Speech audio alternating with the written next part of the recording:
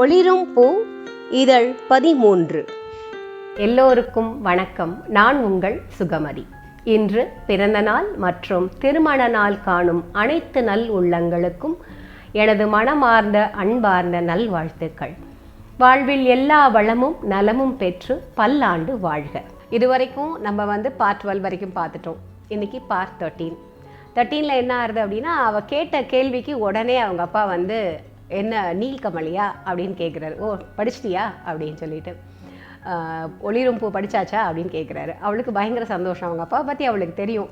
ஏன்னா எதையுமே டைரெக்டாக சொல்லணுன்றதில்ல, குறிப்பாக சொன்னாலே அவங்க அப்பா உணர்ந்துப்பாங்க அப்படின்னு.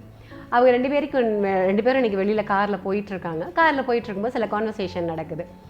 அப்பா பொண்ணுக்குள்ளே ஒரு கான்வர்சேஷன், அப்பா பொண்ணுக்குள்ளே ஒரு உறவு உண்மையிலே ரொம்ப அழகாக இருக்கும். எப்போ அப்படின்னா, அவங்க ரெண்டு பேருக்குள்ளே ஒரு நல்ல புரிதல் இருக்கும்போது, அதாவது வாழ்க்கையில் ஒரு முன்னேறத்துக்கான ஒரு வழி, ஒரு சேஞ்ச், அவளோட லைஃப்பில் ஒரு சேஞ்ச் வரத்துக்கு அதை பற்றிலாம் பேசும்போது நம்ம ஒரு கைடன்ஸ் அவளுக்கு கொடுக்குறோம் அப்படிங்கிறதுல அப்பாவுக்கு எப்பயுமே ஒரு பெருமிதம் இருக்கும் இல்லைங்களா? அதுவும் அவர் படித்த அதே புக்கை பற்றி கேட்குறா அப்படின்னு சொன்னால் இன்னும் கொஞ்சம் சந்தோஷமாக இருக்கும். இதை அனுபவித்து பார்த்தவங்களுக்கு கண்டிப்பாக புரியும். அந்த ரெண்டு பேரும் காரில் பேசிகிட்டே போகிறாங்க, கான்வர்சேஷன் நடக்குது. அதுதான் இன்றைக்கி பார்ட் 13 பார்க்க போகிறீங்க. பாருங்கள், பார்த்து என்ஜாய் பண்ணுங்கள். உங்களோட கருத்தை என்னோட கமெண்ட் செக்ஷனில் சொல்லுங்கள். அப்புறம் இது வரைக்கும் சப்ஸ்கிரைப் பண்ணல அப்படின்னா கண்டிப்பாக சப்ஸ்கிரைப் பண்ணிக்கோங்க. வாங்க கதைக்குள்ளே போகலாம். அவளின் அப்பா சிரித்து கொண்டே நீல்கமலி என்றார். தொடர்ந்து ஒளிரும் பூ படிச்சாச்சா என்று கேட்டார். அவருக்கு நேரடியாகத்தான் விஷயத்தை சொல்ல வேண்டும் என்று இல்லை. அவள் அப்பாவை பார்த்து வியந்த விஷயங்களில் இதுவும் ஒன்று.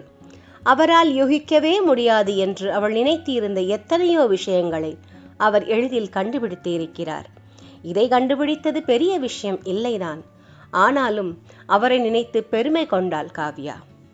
என்னோட சின்ன வயசுல நான் ரொம்ப ரசிச்சு படிச்ச கதையில அதுவும் ஒண்ணுமா. அதில் இருக்கிற விதிமுறைகளெல்லாம் நானும் கடைபிடிக்கணும்னு ஆசைப்பட்டிருக்கேன், முயற்சியும் பண்ணியிருக்கேன் என்று சொன்னார் காவ்யாவின் அப்பா. அதில் இருக்கிற விதிமுறையை ஒன்று கடைபிடிக்கிறதே ரொம்ப கஷ்டமேப்பா. நீங்கள் எப்படி எல்லா விதிமுறையும் கடைபிடிக்க முயற்சி பண்ணீங்களா என்று வினவினாள் காவ்யா. அவர் சிரித்துக்கொண்டே, நான் எல்லாத்தையும் முயற்சி பண்ணலம்மா, அதிலிருந்து ஒன்று மட்டும் எடுத்து அதை கடைபிடிக்க முயற்சி பண்ணேன் என்றார். உங்களுக்கு ஏதாவது பலன் கிடைச்சதா என்று கேட்டாள் காவ்யா. அதை பற்றி நான் அப்புறம் சொல்கிறேன். உனக்கு அதில் ஏதாவது ஒரு விதிமுறையை எடுத்து கடைபிடிக்கணும்னு ஆசையாக இருக்கா? சொல்லு என்றார் காவ்யாவின் அப்பா. அவர் அடைந்த பலன்கள் அதிகம்தான், ஆனால் அதை பற்றி கூறி அவளுக்கு ஒரு தீர்மானம் வர வேண்டாம் என்று நினைத்தார். இது வரைக்கும் நான் அப்படி யோசிக்கலப்பா, ஆனால் இப்போ நீங்கள் சொல்லும்போது ஏதாவது ஒரு விதிமுறையை எடுத்து கடைபிடிச்சு பார்க்கலாம் அப்படின்னு ஒரு ஆசை வருது. நான் எடுத்து கடைபிடிச்சு பார்க்கவாப்பா என்று கேட்டாள் காவ்யா. சரி, உன்னோட இஷ்டம்.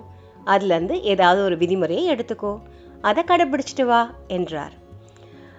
அப்பா, நான் எல்லா விதிமுறையும் கடைபிடிச்சாதான் எனக்கு ஒளிரும் பூ கிடைக்குமா என்று கேலியாக கேட்டாள் காவ்யா.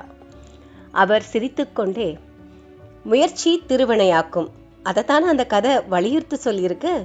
அப்புறம் என்ன, நீ முயற்சி பண்ணி பாரு என்றார் காவ்யாவின் அப்பா. ஆமாம் ஆமாம், நீங்க சொல்றது சரிதான் என்று சொல்லி சிரித்தாள் காவ்யா.